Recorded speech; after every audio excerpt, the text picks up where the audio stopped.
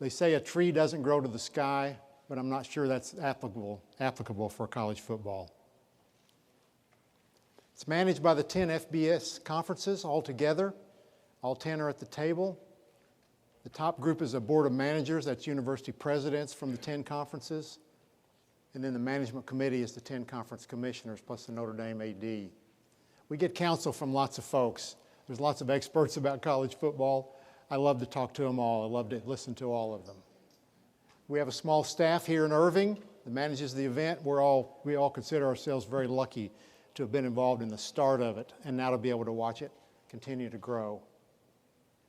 Selection committee, there's their mission, classifications of members, current membership.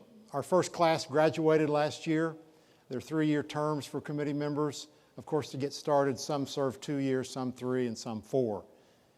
So we have our first group of new members coming in this year. How do they choose the teams? There's the points of emphasis. Yes, we do weekly rankings. We're going to continue those just like we did last year. And the voting system is the key to the protocol. Those of you who have been to our mock exercises understand how this works. But the key is coming up with small groups of teams that can be evaluated against each other. Here's a little snapshot of how the committee operates. There's 7 rounds of voting, ranking. Round 1 is 3, round 2 is 3, round 3 is 3 more teams, and then we go to 4 teams for the last group of 16. After each round, there is long and pointed and pretty exciting discussion among the committee members. As you can imagine, round 2 is the most significant round of the time as we rank 4, 5, and 6. It's a pretty simple process. 7 rounds of rankings produce the top 25. And interspersed between each one is review, review, review. Then we place the teams in the bowl games. This year the semifinals are at the Fiesta Bowl and the Peach Bowl. We're looking forward to being out in Phoenix and also Atlanta. Cotton Bowl this year, we already know they will have the highest ranked team from the group of 5 if that team is not in the playoff.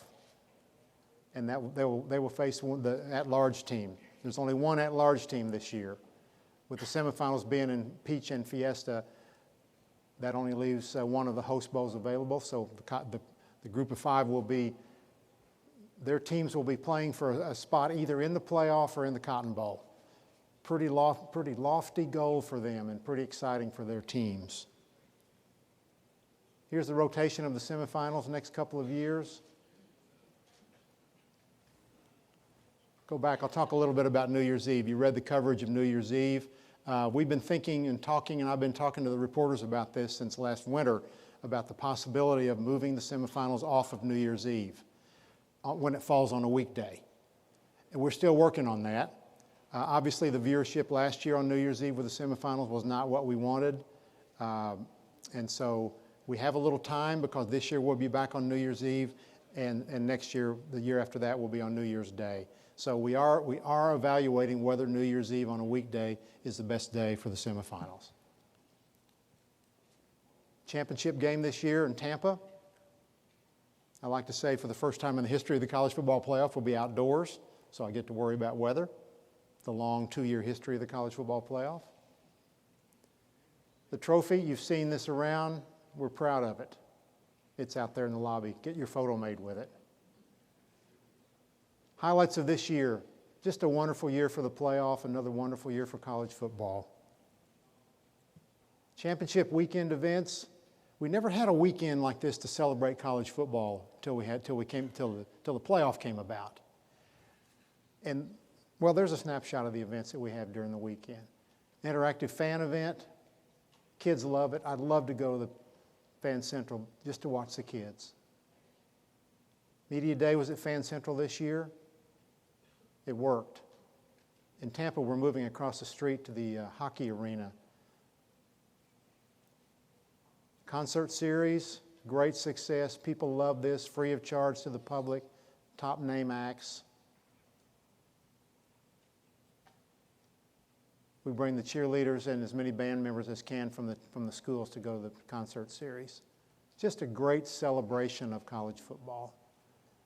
We have a 5K run. It's part of our charitable Foundation, Extra Yard for Teachers. Britton Bonoski will be here in a moment to talk to you more about the foundation and the great work that it's doing. I don't see any reporters in that group of starters there. I'm sure there are some. Another fundraising event is Taste of the Championship, just another terrific, fun, great event for the local community. Back when I started in this business, we just opened the stadium doors and expected folks to come and watch, and that was the end of the celebration. That's all we had.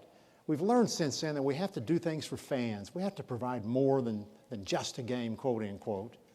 So we've added all kinds of weekends of events during the weekend. We have a wonderful tailgate party at the stadium before the game. I guess this year we had 35 or 40,000 people at this. Again, free of charge, big name act.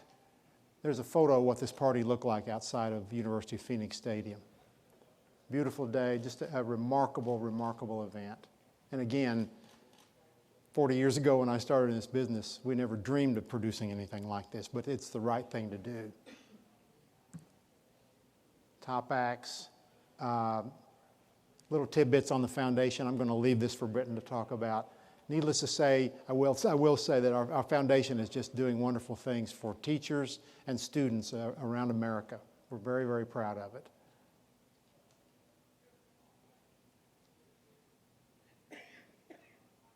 One cool thing is the part of it is inspiring a college-going culture at schools. We put up college banners in elementary schools where many times the students haven't even dreamed of college. And if we can awaken one student to the possibility of college and a better life ahead, then we've achieved victory. What's ahead for us? We got to do this again. We've been very successful. All we got to do is crank up and be successful again.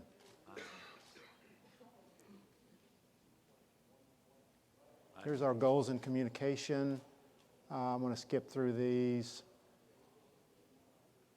Fans are so passionate about college football. And here's my info if you have any questions. Peter, that's it. Do we have any questions from the group? You got questions for Bill? We got a question on the far left-hand side, and we'll go over to the right in a moment.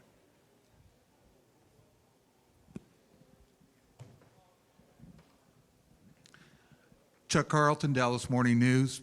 Bill, with the Big 12 moving to a championship game for 2017, how does that affect the dynamic in the room now that everybody you're going to be considering is going to have that 13th data point? Does it make it easier for the committee? How do things change? Oh, I don't think it makes it any easier for the committee. This is not really about making things easy.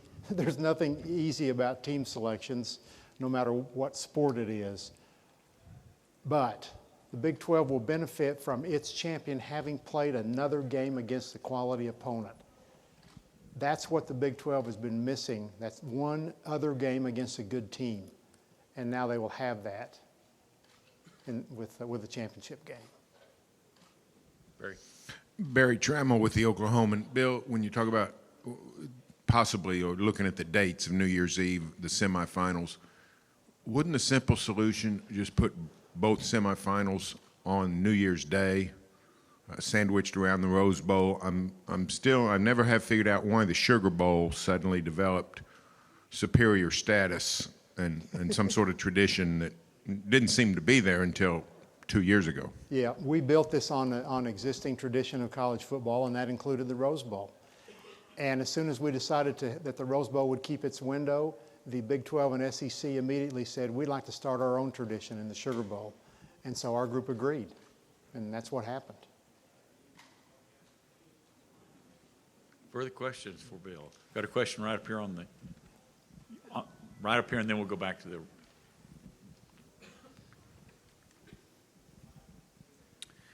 Mitch Sherman, ESPN.com. Bill, with the new committee members coming in, have you, where are you at in the process of assigning the point persons for each conference? We're working on that. As you know, every conference has 2 committee members that are its point persons. We'll finish that by the end of August for sure. We have a question on the platform, Bill, all the way in the back. Bill, Andrew Doak with KMAC in Lubbock.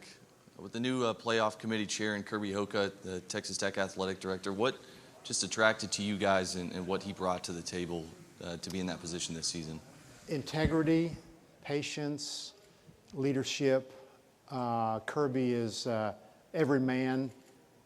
The challenge the committee chairman has is twofold. One is managing the room, and the other one is coming out and then explaining what happened in the room. Managing the room is encouraging everyone to participate, making sure everyone participates, making sure they stick to the protocol, and then he comes out and explains what happened. Jeff Long did a terrific job. He had a predetermined 2-year term, and Kirby's going to also be a terrific chair. Any further questions for Bill? We've got time for one more question if somebody's got it. They let you off easy, Bill. Great. Thanks, everybody. I'll be around the rest of the day. Look forward to visiting with you.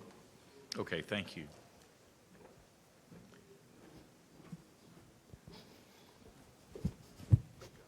Hey, Britton.